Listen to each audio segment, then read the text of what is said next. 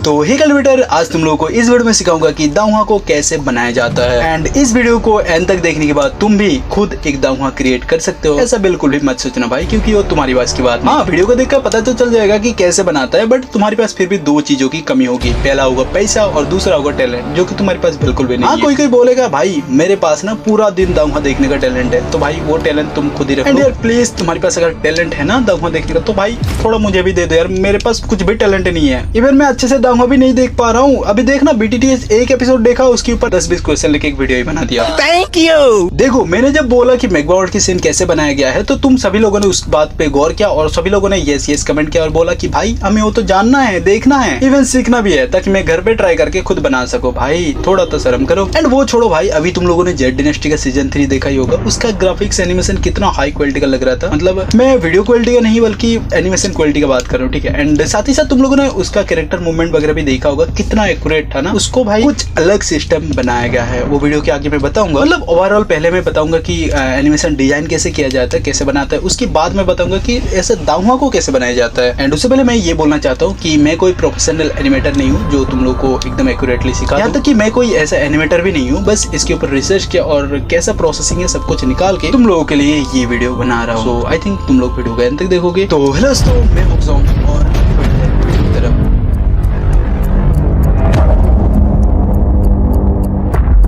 India में सबसे पहले लोग कार्टून पहचानते थे, उसके बाद आया एनिमे, उसके बाद और एक चीज आया जो कि चाइना की इंटरनेट भी तोड़ रहा है। एंड साथ ही साथ अभी वर्ल्ड वाइड भी वो कब्जा करने जा रहा है, जो कि है 3D दाउहा। जैसे कि तुम सबको पहले ही पता होगा कि ये कोई नूडल ब्रांड्स नहीं, ये एनिमेशन का नया लेवल है। तो इसको कुछ ऐसे सेक्शन में डिवाइड किया जाता है। तो अगर पहले हम सबसे स्टार्टिंग मतलब सेक्शन 1 की अगर बात करें, तो वहाँ पे होता है प्री प्रोडक्शन, सेक्शन 2 में होता है एसेट क्रिएशन, सेक्शन 3 में होता है एनिमेशन प्रोडक्शन और सेक्शन 4 में पोस्ट प्रोडक्शन। वहीं पे team setup, budget talks, voice actor वगैरह वगैरह की बात करेंगे। तो सबसे पहले बात करते हैं सेक्शन 1 की, प्री प्रोडक्शन। तो प्री प्रोडक्शन का ड्यूरेशन मतलब इसका टाइम की अगर बात करें तो 2 से लेकर 4 महीने का टाइम लगता है, मतलब एक सेमेस्टर जितना। बट वो भी बिना फेल हुए, क्योंकि फेल हुआ तो भाई ये ड्यूरेशन मतलब ये टाइम और भी ज्यादा बढ़ता जाएगा। फिर इसमें तो फेल होने वाली कोई भी बात नहीं है, बट तुम अगर सक्सेस नहीं हो पाए, फिर इसमें तो फेल होने वाली बात नहीं है। तुम जब तक सक्सेस नहीं पाओगे तब तक तो तुम करते रहोगे। अगर तुम गिव अप कर दिए तो भाई तुम तो फेल हो गए। उसमें खुद प्रोफेसर आके भी तुम्हें पास नहीं करवा सकते। उसके बाद प्री प्रोडक्शन का दूसरा जो स्टेप आता है वो होता है स्क्रिप्ट राइटिंग का काम, वो भी AI के साथ। हाँ भाई, ये वही AI है जिसको यूज करके इंस्टाग्रामर कुछ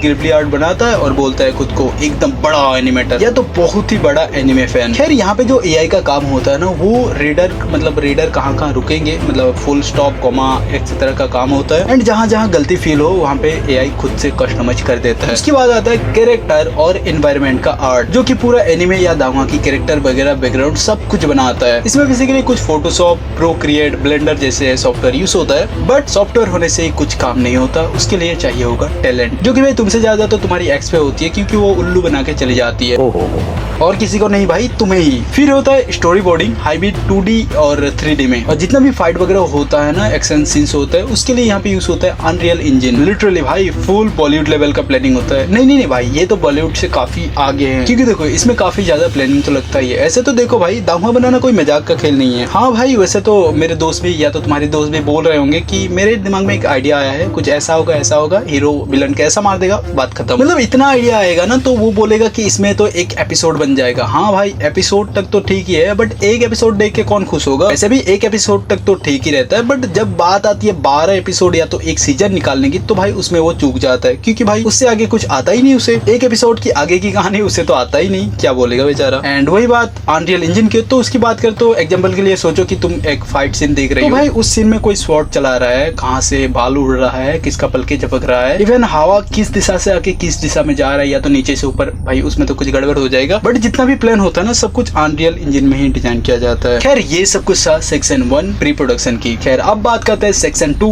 असिस्ट क्रिएशन। तो चलो अब तुम सभी को ले चलते हैं मॉडलिंग की दुनिया में, जहाँ पे 3D कैरेक्टर को आर्टिस्ट लोग माया जैसे सॉफ्टवेयर को यूज करके इतना कमाल का बनाता है कि उसको देखकर तुम लोग माया में मोहित हो जाते हो। और हाँ, ये जो माया है ना, ये तुम्हारी बचपन बचपन का प्यार नहीं है। खैर मेरी वाले की तो कुछ और ही नाम। तो ये जो माया है ये एक सॉफ्टवेयर है जहाँ पे 3D डिजाइन बनाया जाता है। एंड 3D डिजाइन के लिए और कुछ सॉफ्टवेयर यूज होता है, जैसे कि जेट ब्रश से डिटेलिंग किया जाता है। उसके बाद ये जो माया होता है ना, इससे मॉडलिंग ऑप्टिमाइज किया जाता है। सब्सटेंस 3D प्रिंटर से टेक्सचर लगाते हैं। मतलब एंड में जाके क्या ही बना देते हैं यार, जिसे देखकर तुम भी लट्टू हो जाते हो। साथ ही साथ रिंगिंग के लिए ऑटो टूल्स यूज किया जाता है, प्लस कस्टम पाइथन। मतलब भाई कोडिंग की तो जरूरत है यहाँ। वैसे भी भाई जरूरत क्यों नहीं पड़ेगा, जो कि इतना रियलिस्टिक दिखता है। उसके बाद जो मेजर पॉइंट आता है ना, वो होती है एनवायरमेंट, पूरा anime universe, modular kits, world machine और क्विकसेल मेगा स्कैन जैसे वैसे कुछ सॉफ्टवेयर को यूज करके यहाँ पे एक ऐसा दुनिया बनाया जाता है जिसको देखकर तुम लोग एकदम भी गुम हो जाते। तुम लोग भी ऐसा फील करते हो काश ये रियल होता तो जरूर जाता। मतलब जितने भी दांगुआ देखते हो ना, वहाँ पे जितना भी बैकग्राउंड वगैरह दिखाया जाता है, घर दिखाया जाता है, पहाड़ दिखाया जाता है, नदी दिखाया जाता है, पेड़ दिखाया जाता है, इच एवरीथिंग यहाँ पे ही डिजाइन किया जाता है। इच एवरीथिंग ऐसे ही कुछ सॉफ्टवेयर को यूज करके बनाया जाता है। सेक्शन 2 की बात आता है, सेक्शन 3 और फिर आता है असली वाला एक्शन, बोले तो एनिमेशन प्रोडक्शन। लो कॉस्ट में ही X scenes, mocap suits plus iPhone facial capture वगैरह यूज करके लो कॉस्ट में बहुत ही ज्यादा हाई क्लास का रिजल्ट तुम लोग को मिल सकता है, मतलब एनिमेशन की केस में। एंड एनिमेशन में की फ्रेम के लिए ना जो एनिमेटर्स होते हैं वो ज्यादातर माया पे ही काम करते हैं, और ये टेंशन का जो पीएचडी सिस्टम है ना, ये ज्यादातर ऑटोमेशन में एनिमेशन क्रिएट करते हैं। मतलब हाफ ह्यूमन करता है और हाफ एआई काम करता है, जिससे एआई और भी ज्यादा रियलिस्टिक करने में थोड़ा बहुत मदद करता है, और इंसान भी एआई का जो गलती होता है वो इंसान सुधार देता है। किसी बैटल सीन्स की एनिमेशन की अगर बात करें तो वहाँ पे काफी ज्यादा क्राउड सिमुलेशन होता है। मतलब किसी एरिना में अगर फाइट होता है तो वहाँ पे 2 बंदा फाइट करता ही है, इवन उसको देखने वाले मतलब उसके लिए ऑडियंस काफी ज्यादा लगता है। तो इस केस में बेसिकली गोलेम और हुडिनी जैसे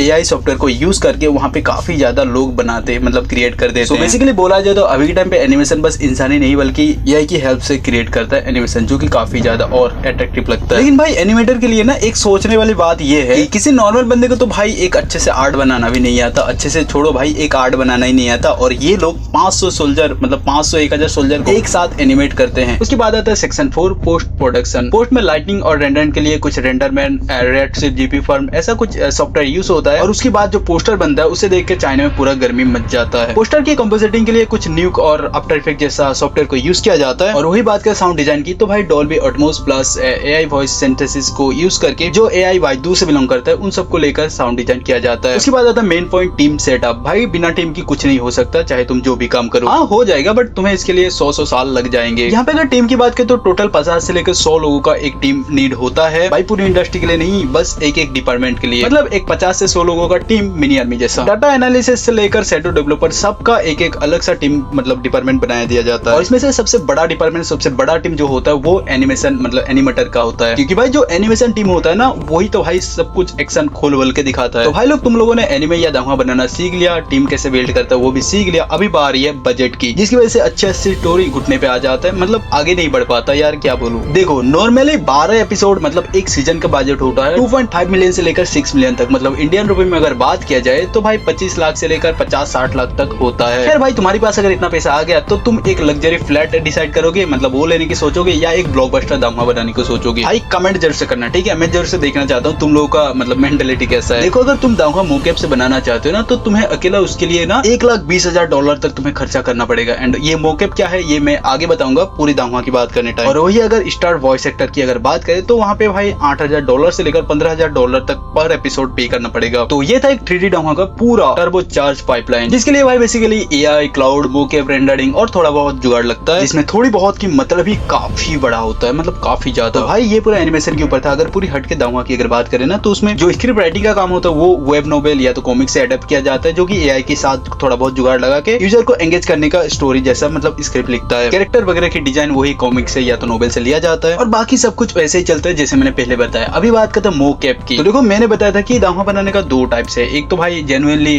सॉफ्टवेयर वगैरह यूज करके एनिमेशन बनाओ, उसका मूवमेंट वगैरह बनाओ, और दूसरा जो तरीका है ना वो है मोकेप मतलब मोशन कैप्चर। इसमें बेसिकली होता क्या है, एक असली इंसान को उस मतलब एनिमे का जो मूवमेंट चाहिए, जैसा फाइट सीन चाहिए, जैसा उसका बर्ताव चाहिए, सब कुछ वैसे ही वो जो रियल इंसान होता है वो करता है, और उसी का मोशन कैप्चर करके उसमें किसी एनिमे कैरेक्टर में बदल दिया जाता है, जिसके बाद जो एनिमे कैरेक्टर होता है वो एकदम से परफेक्ट लगता है सब तरफ से। और जेट डायनेस्टी को कुछ ऐसा ही बनाया गया है, तुम लोग यहाँ पे देख सकते हो कि कैसे मोकेप का यूज करके यहाँ पे एकदम परफेक्टली मूवमेंट किया जा रहा है। और भाई तुम लोगों को मानना पड़ेगा, तुम लोगों ने जो मैग्मा वर्ल्ड के बारे में पूछा है ना भाई, मेरे पास लिटरली जवाब ही नहीं है। क्या जरूरत है भाई तुम लोगों को वो सीन देखने का, मतलब कैसा बनाया तुम लोग को। देखो मैं समझा रहा हूँ, एक तो जेन्युइन तरीका होता है, वो तो जेन्युइन तरीके से बनाया है, और अगर मोकेप से मोशन कैप्चर से बनाया होगा ना तो भाई अगर तुम मोशन कैप्चर वाला रियल अगर देखना चाहते हो तो भाई वो दांगुआ नहीं बताया जाएगा, वो बताया जाएगा क्रोम का एक अलग सा सीरीज, जो भाई मैं प्रेफर करूंगा तुम लोगों को देखने की कोई भी जरूरत नहीं है। दामुआ देखो, इसमें बहुत सारी मतलब काफी ज्यादा हॉट हॉट गर्ल है, तुम उसी को देखो और अपने मन को खुश करके रखो। और भाई देखो, दामुआ को टाइम पास के लिए देखना चाहिए, इंजॉय के लिए देखना चाहिए, उस पे एडिक्ट मत हो जाना, ठीक है। और भाई मैं ज्यादा अगर बोल दिया तो लोग बोलेंगे कि ज्ञान पेलने आ गया, बट भाई तुम लोग क्वीन मेडुसा को लेकर ना कुछ